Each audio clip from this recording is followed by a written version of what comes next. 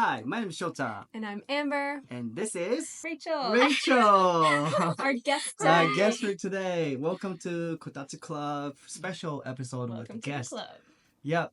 So Rachel, you wanna introduce yourself a little bit? What do you Okay. do? Okay, Yeah. in Japanese, right? Use it. Yeah, I Japanese. mean, you could. Yeah, you Yeah. could. Yeah. Show off. 自己紹介しよ Okay, 皆さんこんにちは。こんにちレイチェはルです。今私、東京に住んでいます。仕事は、人事システムのトレーナーです。今、日本語学校に行っています。はい、以上です。Wow.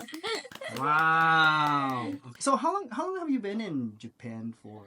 I've been in Japan since like March this year, so only 6 months actually. Still But really you've been learning Japanese longer than that, right? I mean, it must be, right?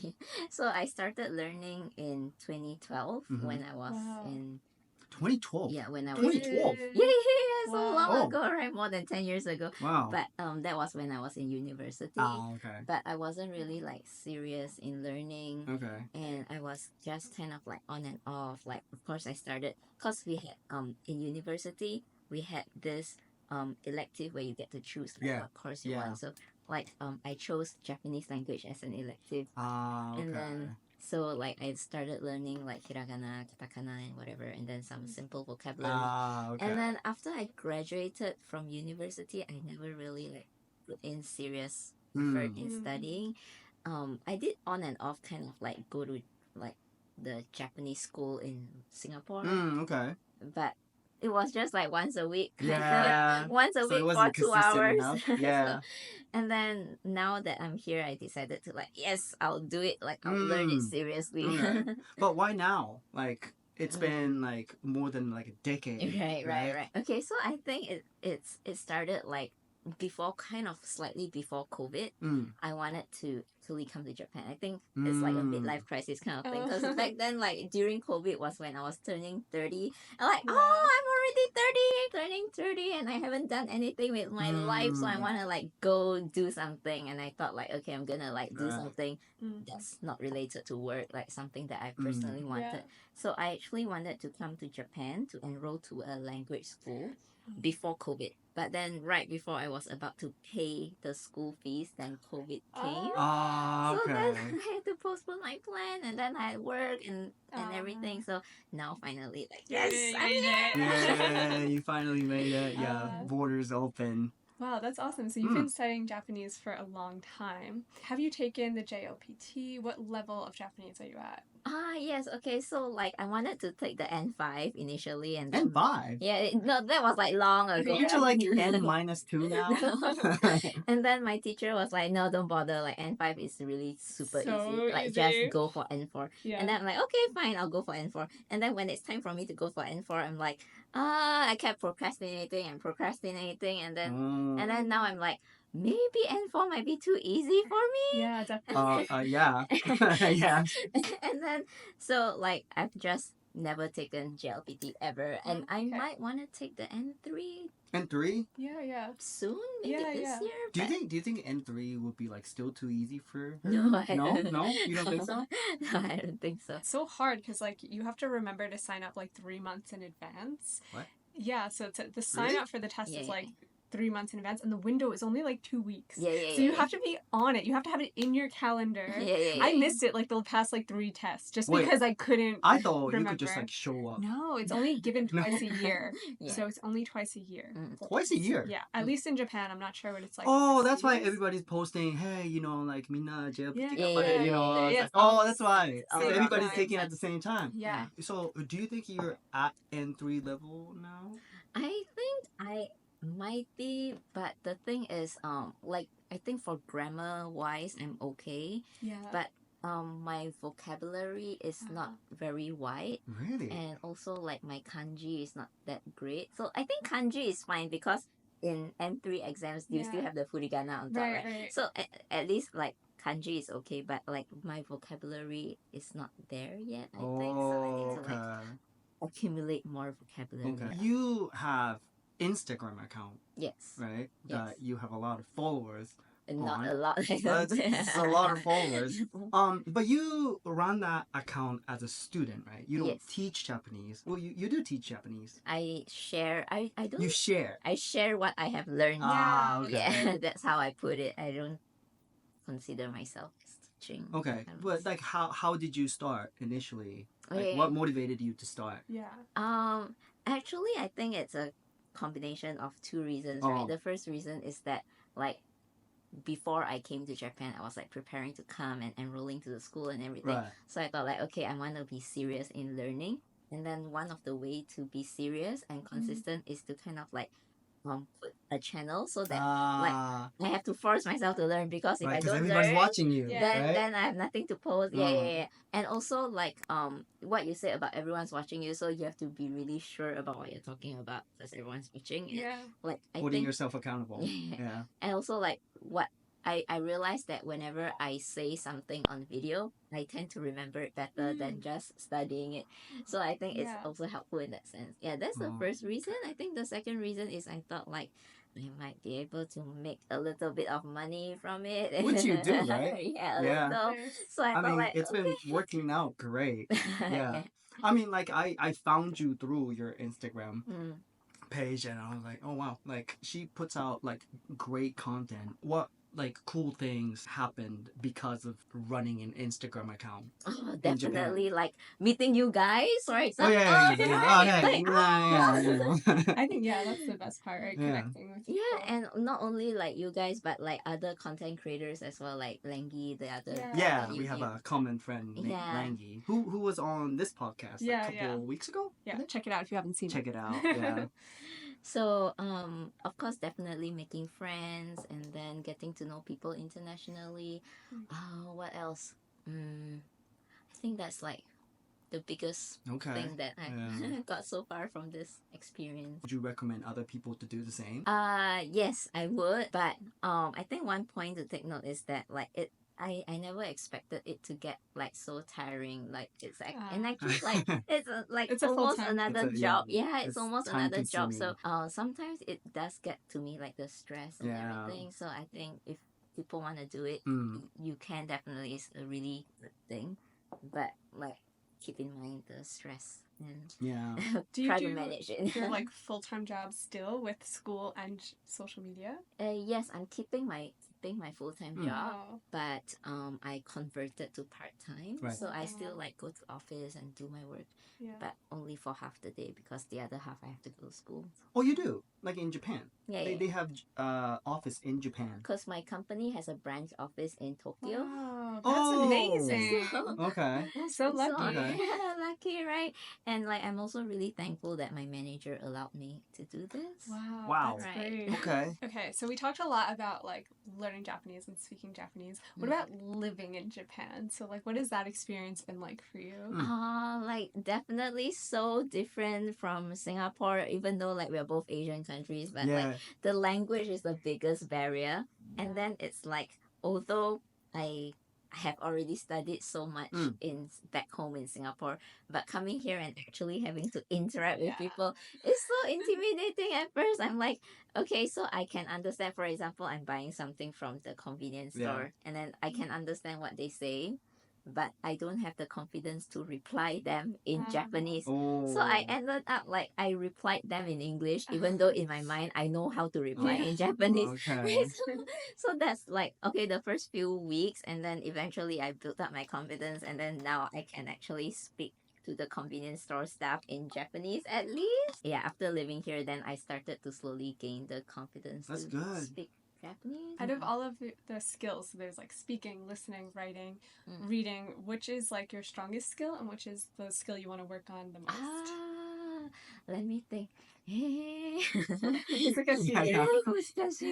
I think for me, listening is okay because I notice that I find myself when I'm like in the presence of like Japanese people, for Yeah. example, they're all talking to each other. And I can kind of catch what they're saying. Really? It's just Oh. sometimes I just don't know how to reply. Oh, okay. So I think listening is okay, reading is okay. I think my worst would be kanji. Kanji is my Oh, worst. okay. So writing, I guess. Writing, yes, writing is my worst. I Definitely have to improve on that. don't write by hand. Yeah, I mean, like now at least you can type, Yeah, so it's typing. So moving to Japan, have you had any culture shocks? not really Really? exactly, because like I've been here on vacation multiple times Okay. before, so I kind of know and I kind of know what to expect. There are differences, like obviously with like Singapore and Yeah. Japan. For example, okay, one thing I really love about like Japan is like how you you're supposed to like put your phone on silent mode and you're not supposed to like talk on the phone on the train. Yeah, I like So that I too. really love that, because like in Singapore, you people are trying to push for that, but it's not really being adopted, I think, because Really? there's some people who are so rude. They just blast music on their phone without earphones or anything, just on speaker, and like okay, so like on public transport, right, the topic, people always say like, oh, Japan has like one of the most convenient public transports in the world, but actually I think like no, because like Singapore is It's better. I think so, yeah. so it's like In what ways? like literally when I'm in Singapore, I don't know, maybe because like Singapore is like hot 24/7 and all Noticed year that. round. Yeah. So I think the infrastructure is built to accommodate so that you don't actually have to step into the heat. Yeah. So whenever I get around in Singapore, I never have to walk more than several steps to get into a train or a bus. And I'm always like in the shelter, and I always get the transport everywhere. But in Japan, even in Tokyo, you still have to walk a distance to your destination from the station. So I'm like, I've never walked so much before in my life. I have the same feeling from New York City. I think also the other thing is like the trains in Tokyo, you have to wait, and then sometimes it's up to a 10-minute wait. I'm like, what? I need to wait 10 minutes for a train? Like in Singapore, I probably wait like 3 to 5 minutes. Singapore, like it's too convenient. It's like a whole. It's like a city country, so it's like. Yeah, it's smaller than Tokyo, so maybe that's why we don't have to So walk. getting around is like so much easier in Singapore. I loved it. Yeah. But one thing I hate about Singapore is like the public toilets are not as clean. Like Japan, public toilets are so clean. I love it so much. You can poop there, but I'll never poop in public in Singapore. I'll hold it in until I'm home. I hear that all the time. But I would still think Singaporean public bathrooms are better than American public bathrooms. Probably. I think any. Yes. It depends on where. Depends on where. I would say yes, because like I've been to San Francisco and New York, and like yeah, no, I was specifically talking about San Francisco public bathroom. So yeah, we're talking the bottom of the bottom. Yeah, the bottom of the bottom. Yeah. I think I'm always reverse culture shocked when I go back to the U.S. and like I have to use a public bathroom and like you can see like the bottom and like through the cracks. Like, do you know what I'm talking about? Yeah. Like in Japan, it's perfectly sealed and private, but it's so creepy in the U.S. that you can like see. It was actually one of the biggest culture shock when I first landed in America. I was like, why are they like wide open? It's so every time I'm like really taken aback by it. I'm like, oh my god, I'm never moving. Wait, how was it in Singapore? Is it like open or it's like completely sealed? There's a little gap on the bottom. It's like somewhere between Japan and America, right? Yeah. But anyway, back to Japanese. So what materials do you use to study? Like any websites that you would recommend, like books that you use? Oh, yeah. Like what is like your favorite so, go-to like, study outside of materials? your own account? Right. Yeah, it's the best, but yeah.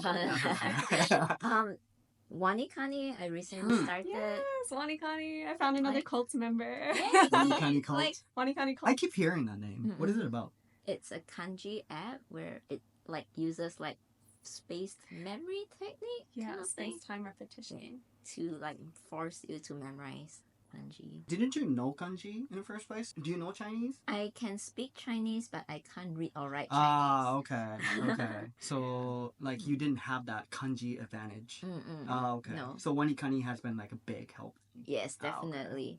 I think that actually might be better though, because I have some friends, like my language school friends who are Chinese and they like speak and write like Chinese. So they had issue with like they already have this knowledge of kanji and now they have to like overwrite it. Right, They have to relearn it and their brain, they said they get like confused. Like, Right, like the strokes are sometimes like slightly different, right? Yeah, and the readings of it, I think that's like right can be different. Yeah, so that's true. it's actually maybe a good that it's changing.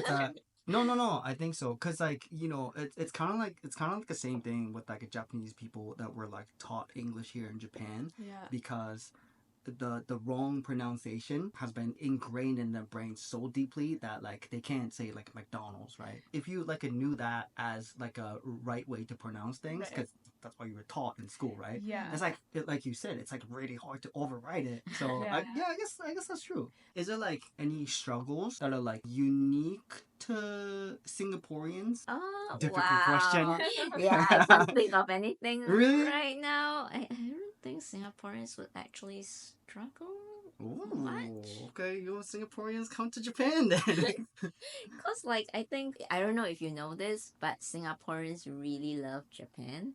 Like, I've noticed that. yeah. Yeah. So, like, every time my friend, like, say, like, hey, I'm going on vacation, it's always, like, Japan. Mm. So, Wow. like, The feeling is Yeah. neutral. yeah. Yeah. So, I think pretty much we are familiar with. Okay. Yeah. Okay. How did you first get into Japanese culture? Oh, yeah. Was there like anime or like something else? Yeah, so when I was like, I don't know, 13 or 14, Uh-huh. when I was still in school, and Yeah. then my friends around me all started watching anime, and of course I started watching as well, and like, oh, this is great, like I love anime. And then I was like, oh, but I don't understand the language, so then that's when I started like, okay, I want to learn the language so I can watch anime. Yeah. Yeah, I mean, I don't watch it that much now Anymore. Yeah, but the interest in the language stayed Oh. with me. What were your favorite anime? Oh, It's I like, s- oh, if I The hard say question. if I say it, then I'm gonna reveal how old I am. We already did that. Yeah. Um, We're over 30. So. Yeah, this is the over 30 club. Yeah, over 30. Welcome. So I don't know Welcome. if you've heard of Honey and Clover, Kimitsu Mhm. to Kuroga. Oh, I don't know it. So that's one of my top favorites. Wait, what is it called again? Honey and Clover. Honey can Himitsu. Clover. Kimitsu to Kuroga. Yeah, that's how you know Rachel. What is it about? Should I watch it? Does Yeah, it like still hold you up should. like these days? Yes. Okay. I'm actually currently rewatching it right Oh, now to way. relieve the nostalgia. Oh, that's great. It's like those slice of life anime. Yeah. It's about a group of like university students, Oh. and then there's a little bit of drama. There's a bit of like romance, heartbreak, stuff like Oh, that. So it's really like slice of life. And then Nice. when it came to the end, like the ending, I actually cried. Oh my like, God. oh, That's up in your alley. I'm not Yeah, gonna- that Yeah. sounds I'm like- not gonna spoil it for you, but the ending made me Oh, cry. yeah. Sorry, I'm gonna watch it. I'm gonna watch it. Oh, I love it so much, and it's on Netflix. So Oh, Was it on perfect. Netflix? yes, Wow. Netflix. Amazing. Mm. Love that. And like recently, I've also been like watching anime with Japanese subtitles. Yeah. So Really? it's kind of like from there I can learn. It's as Yeah. well train Okay, for this. so if you watched an anime episode without subtitles, like how much of it would you be able to understand? Maybe like 50%. 50%? Yeah. So you can understand like half of it Yeah. without looking at anything. Yeah, but that's only because there's like the pictures to tell you, like to give you an idea what's going Well, on. yeah, Right? yeah. 'Cause- yeah, and then with subtitles, maybe like 70%. That's good, no? Really? That's like pretty much everything, no? I think so. That's how I live. Even in Japanese, Even in I can Japanese. understand 70% of everything. You know, I'm still alive. So yeah. I think we could about wrap up now. I Okay. have a final question. I don't know if you have also a final question, but what advice would you give to someone who wants to learn Japanese who hasn't started yet? Yeah. So what advice? Give it away. Definitely always start with hiragana and katakana, and then Oh. like it's a must. Like don't Oh, skip yeah. that step. Yeah, don't, And then- don't Do use people Romaji. skip that? Yeah, there's There people are who study Romaji. Yeah. Oh, The okay. people Yeah, who don't do talk- that. Don't do that. If Yeah. they talk like arigato goes on, that they Oh, probably that's why. That's probably why. Oh, okay. Yeah. That's good So, advice. Yeah. Yeah, never ever use romaji. And Oh, I didn't see that coming. yeah, and like so what I did was like the really boring drill where you just write the hiragana over and over and over again until you actually remember it. So like it's really boring and tedious, Yeah. but you have to do that. Oh, And then once you get past that, then it comes to like okay. right. So I think that's my advice, and like also personally for me, Mm. I don't know. Like I think for a lot of people, I see that they make a lot of progress even by self studying, but for me, I don't think I can self study. I would rather like have a teacher. Mm. So like if you are that kind of person, then just invest in a teacher. Like it's Yeah. definitely gonna help. Okay. Don't Sure. cheap out on that. Okay. Yeah, invest in a teacher. So have some structure. Yeah. Okay. Yeah, I agree. That's all. Yeah. Do you have I think. any questions or any final questions? Yeah, I mean, I guess it's like a really simple question, but like what was like the best thing that you did in Japan? Like, what was the best memory? Wow. Just literally just living here and experiencing the local, like how locals live, I guess. Like that's really the best thing. I don't think I've done anything especially special here. But being able to experience like even work culture, right? Because I go to work, so I okay, so like I even at work I find like there's a little bit difference in culture where like you have to like normally you greet each other, and then when you pass each other on the hallway, you say like "Otsukare sama desu" kind of thing, which we don't do in Singapore. But so I'm so glad to be able to experience like the work culture here and not just like school, because school you don't really. And then basically just living life here. Yeah, I can 100% agree with that. You know, because those little things, you know, like the handshakes and head nods. You know, that was like the best thing living in America. You know, because like you got to see it in TV. You know, Yeah. and now it's like part of your life. So yeah, I can definitely understand where you come from. Yeah. Sounds All right, great. I think that'll be it. Yes, Thank you so much for coming, Rachel. Yay, thank you for Yeah, that was an having awesome me. episode. Yeah, thank you so much Yay. for like sharing your advice and stuff with us and with everyone. Where can people find you? Oh yeah. Okay, so my Instagram is Rachel_Japanese learner. Find me there. Yeah, I'll put the link somewhere. Yeah, we'll put it somewhere. All right. And if you have any questions for Shota and I, please email us at kotatsuklubbpodcast@gmail.com. Do that. Anyway, thanks so much for joining us, and we'll see you next time. See ya. Bye. Bye.